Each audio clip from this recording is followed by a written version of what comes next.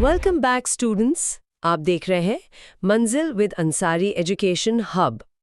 आज हम पढ़ेंगे टॉप 10 कॉन्सेप्ट जहां से अक्सर DSSB PRT में क्वेश्चन पूछा जाता है। टीचिंग मेथोडोलॉजी का अध्याय, topic wise PYQ analysis and notes. ये चैप्टर DSSB 2026 के लिए अत्यंत महत्वपूर्ण है। हम इसे पूरी तरह बिना कोई पॉइंट छोड़े पढ़ेंगे, तो चलिए शुरू करते हैं।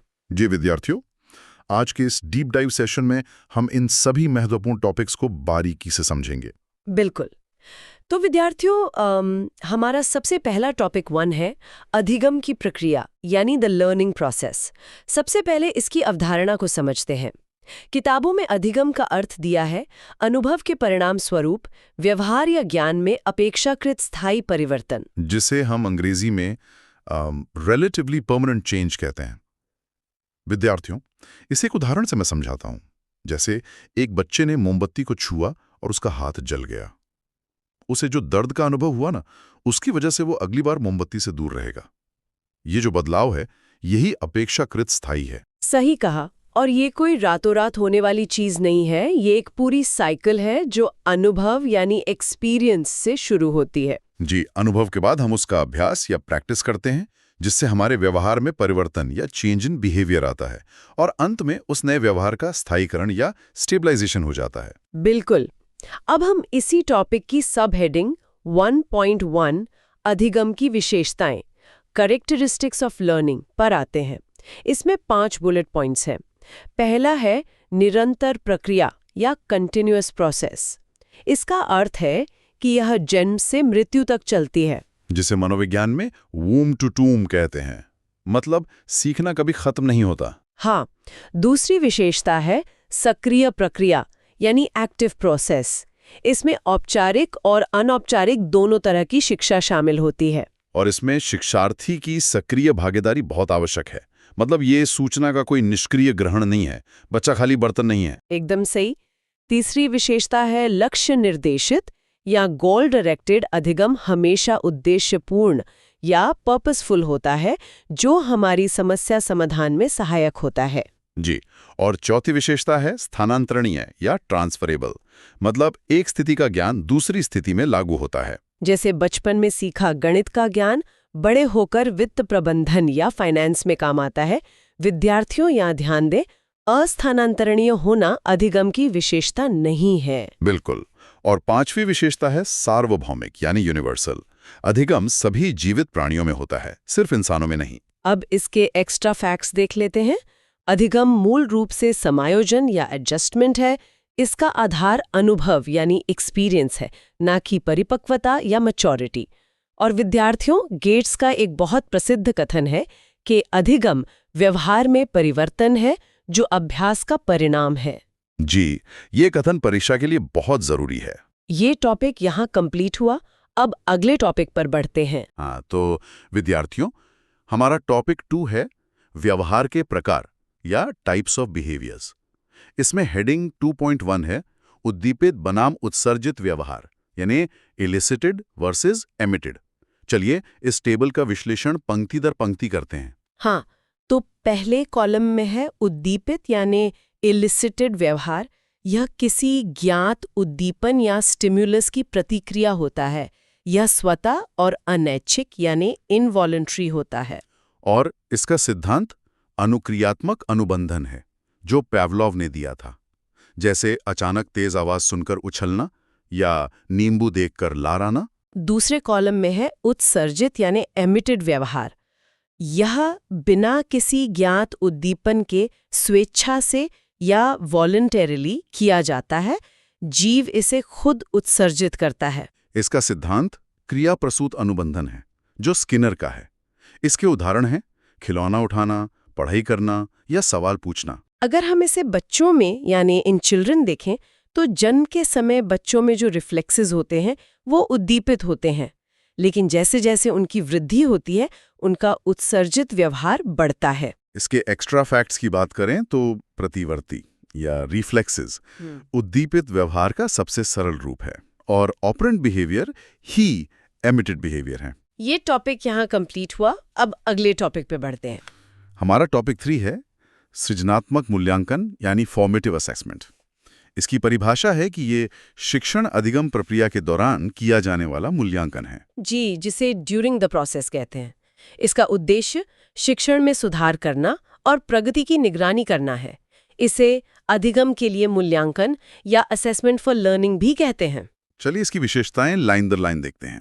पहली है प्रक्रिया उन्मुख या प्रोसेस ओरिएंटेड। ये अंतिम परिणाम पर नहीं, सीखने की प्रक्रिया पर केंद्रित है। दूसरी विशेषता है लचीला या फ्लेक्सिबल। छात्रों की आवश्यकताओं और शिक्षण शैली के अनुसार इसमें बदलाव संभव है। तीसरी नैदानिक या डायग्नोस्टिक। यह सीखने की कमियों यानी लर्निंग गैप्स को पहचानने का काम करता है। ये जानना कि क्या सीखा है और क्या सीखना बाकी है। और चौथी है ग्रेड आधारित नहीं, यानी नॉट ग्रेड बेस्ड। इसका उद्देश्य ग्रेड या अंक देना नहीं है। परीक्षा में एक वाक्य आता है कि ग्रेड छात्र की तैयारी का आधार है, ये फॉर्मेटिव की विशेषता नहीं है। बिल्कुल। और एक्स्ट्रा फैक्ट्स में ध्यान दें कि जो योगात्मक मूल्यांकन या समेटिव असेसमेंट होता है वो अधिगम का मूल्यांकन यानी असेसमेंट ऑफ लर्निंग है, जो सत्र के अंत में होता है। फॉर्मेटिव के टूल्स में quiz, class work, homework, observation और डिस्कशन शामिल होते हैं। सही कहा। ये टॉपिक यहाँ कंप्लीट हुआ। अब अगले टॉपिक पर बढ़ते हैं। हमारा टॉपिक 4 है CCE यानी CCE। इसका फुल फॉर्म है कंटिन्यूअस एंड कॉम्प्रिहेंसिव इवैल्यूएशन या निरंतर एवं व्यापक मूल्यांकन। इसकी उत्पत्ति RT एक्ट 2009 से हुई है और इसका अंतिम लक्ष्य सर्वांगीण विकास यानी होलिस्टिक डेवलपमेंट है। विद्यार्थियों, इसकी अवधारणा को विभाजित करके समझते हैं। पहला शब्द है निरंतर या कंटिन्यूअस, जिसका मतलब है कि मूल्यांकन शिक्षण का एक नियमित अंग है। ये केवल वार्षिक घटना नहीं है। दूसरा शब्द है व्यापक या कॉम्प्रिहेंसिव। इसके दो भाग हैं। ए शैक्षिक या स्कोलास्टिक, जिसमें विषय ज्ञान आता है, और बी सह शैक्षिक या को स्कोलास्टिक, जिसमें जीवन कौशल, खेल, कला और अभिवृत्ति शामिल हैं। इसके एक्स्ट्रा फैक्ट्स देखें तो CBSE ने 2009 में इसे कक्षा 10 के लिए अनिवार्य किया था, जिसे अब हटा दिया गया है। और इसके दो मुख्य भाग हैं, फॉर्मेटिव यानी सृजनात्मक और समेटिव यानी योगात्मक। ये टॉपिक यहाँ कंप्लीट हुआ। अब अगले टॉपिक पर बढ़ते हैं। टॉपिक 5 है वृद्धि और विकास को प्रभावित करने वाले कारक, factors affecting growth and development. इसकी हेडिंग 5.1 है आंतरिक कारक यानी इंटरनल फैक्टर्स, जो व्यक्ति के भीतर होते हैं। इन्हें लाइन दर लाइन समझते हैं। पहला है आनुवांशिक कारक या हेरिडिटी फैक्टर्स, जो माता पिता से संतानों में आते हैं, जैसे शारीरिक बनावट, रंग और ऊंचाई। विकास में इनकी भूमिका या रोल ये है कि ये विकास की आधारशिला यानी रॉ मटेरियल प्रदान करते हैं। या संवैधानिक कारक यानी बायोलॉजिकल फैक्टर्स। इसमें हमारी अंतःस्रावी ग्रंथियां या एंडोक्राइन ग्लैंड्स आती हैं, जो हार्मोन बनाती हैं। इसके अलावा तंत्रिका तंत्र, शारीरिक रसायन और लिंग यानी सेक्स इसी में आते हैं। तीसरा कारक है बुद्धि या इंटेलिजेंस। ये एक महत्वपूर्ण आंतरिक कारक है जो हमारी समस्या समाधान, अमूर्त चिंतन और समायोजन की क्षमता तय करता है। विद्यार्थियों, इसका एक बहुत जरूरी फॉर्मूला है, विकास बराबर आनुवंशिकता गुणा पर्यावरण। Develop is equal to H गुणा E। ध्यान दे, ये गुणा है, जोड़ नहीं। जी, दोनों का आपस में गुणा होता है। ये टॉपिक यहाँ कंप्लीट हुआ। अब अगले टॉपिक पर बढ़ते हैं। हमारा टॉपिक 6 है किशोरावस्था यानी एडोलेसेंस। ये लैटिन शब्द एडोलेसेरे से बना है, जिसका अर्थ है बढ़ना या परिपक्व होना, टू ग्रो और मैच्योर। ये बाल्यावस्था और वयस्कता के बीच का संक्रमण काल यानी ट्रांजिशन पीरियड है।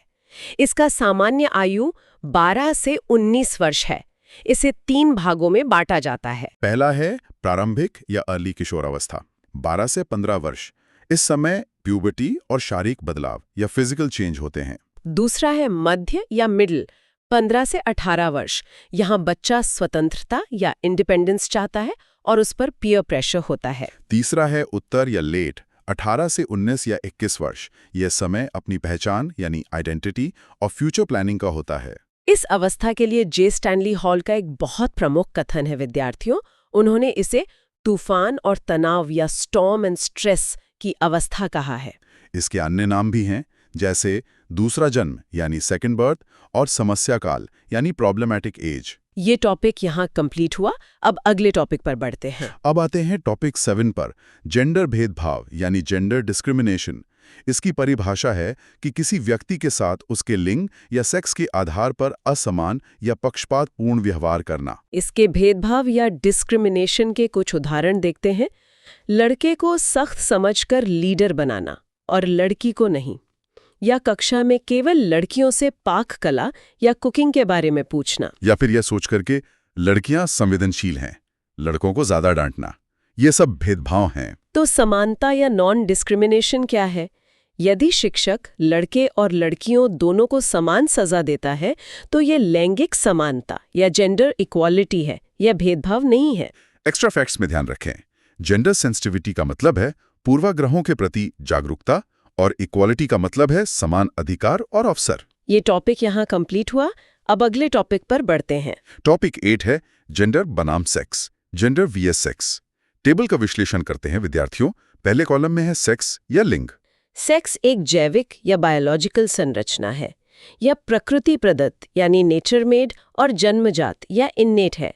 यह परिवर्तनशील नहीं है, अनचेंजेबल है, जैसे गुणसूत्र और हार्मोन। दूसरे कॉलम में है जेंडर या जेंडर। ये सामाजिक सांस्कृतिक या सोशियो कल्चरल निर्माण है। ये समाज द्वारा निर्मित है, सोशल कंस्ट्रक्ट है। जेंडर सीखा जाता है, ये लर्न्ड बिहेवियर है, ये समय और संस्कृति के साथ बदलता है, यानी चेंजेबल है। इसके उदाहरण हैं रोल्स और स्टीरियोटाइप्स। WHO की डेफिनेशन भी यही है विद्यार्थियों। Gender is socially constructed characteristics of women and main. ये टॉपिक यहाँ कंप्लीट हुआ। अब अगले टॉपिक पर बढ़ते हैं। टॉपिक 9 सहयोगी अधिगम या कोऑपरेटिव लर्निंग। इस पर जी जेकब्स का कथन है, सहयोगी अधिगम समूहों में काम करने के मूल्यों को बढ़ावा देने वाली अवधारणा एवं तकनीक है। इसके मुख्य बिंदु देखें तो इसकी स्ट्रैटेजी है कि छात्र छोटे समूहों या स्मॉल ग्रुप्स में मिलकर काम करते हैं। इसका गोल एक सामान्य लक्ष्य या कॉमन गोल प्राप्त करना है। और इसका प्रिंसिपल है अकेले से बेहतर साथ में सीखना। जॉनसन एंड जॉनसन द्वारा इसके तीन की एलिमेंट्स बताए गए हैं। एक, सकारात्मक परस्पर निर्भरता या पॉजिटिव इंटरडिपेंडेंस। 2, व्यक्तिगत उत्तरदायित्व या इंडिविजुअल अकाउंटेबिलिटी। 3, आमने सामने की अंतःक्रिया या फेस टू फेस इंटरैक्शन। इसके एक्स्ट्रा फैक्ट्स में याद रखें विद्यार्थियां, रॉबर्ट स्लेवन अपनी STAD तकनीक के लिए प्रसिद्ध हैं। यह टॉपिक यहाँ कंप्लीट हुआ। अब अगले टॉपिक पर बढ़ते हैं। हमारा टॉपिक 10 है कक्षा प्रबंधन या क्लासरूम मैनेजमेंट। इसमें एक केस स्टडी देखते हैं। सिचुएशन है कि प्रिया स्वाति के बाल खींच रही है। ये एक माइनर डिस्ट्रप्शन है। स्वाति शिकायत नहीं करेगी। हमारा गोल है कि समय बर्बाद किए बिना इस व्यवहार को रोकना है। Stop behaviour without wasting time. इसके इवैल्यूएशन सेक्शन में 2 विकल्प हैं। ऑप्शन 1 है व्याख्यान देना या गिविंग अ लेक्चर। ये विकल्प गलत है विद्यार्थियों, क्योंकि यह शर्मिंदगी का कारण बनेगा और कक्षा का समय बर्बाद होगा या टाइम वेस्ट होगा। ऑप्शन 2 है सीट बदलना या चेंज इन सीट्स। ये विकल्प सही है। ये सरल, त्वरित और प्रभावी या क्विक एंड इफेक्टिव है। इससे समस्या का अत्यंतकाल समाधान होता है और इसमें न्यूनतम हस्तक्षेप या लीस्ट इंटरवेंशन लगता है। इसका कंक्लूजन यह है विद्यार्थियों के प्रबंधन ऐसा होना चाहिए जो शिक्षण के प्रवाह को बाधित ना करे। Management should not disrupt teaching flow. ये टॉपिक यहाँ कंप्लीट हुआ। आप इसका अच्छे से अभ्यास करें। आज हमने पूरा चैप्टर सीक्वेंस में कंप्लीट किया। अब इसे रिवाइज करें और MCQs प्रैक्टिस करें। अगर क्लास उपयोगी लगी हो तो लाइक करें, शेयर करें और सब्सक्राइब करें। Manzil with Ansari education hub. अगले चैप्टर में मिलते हैं। Take care.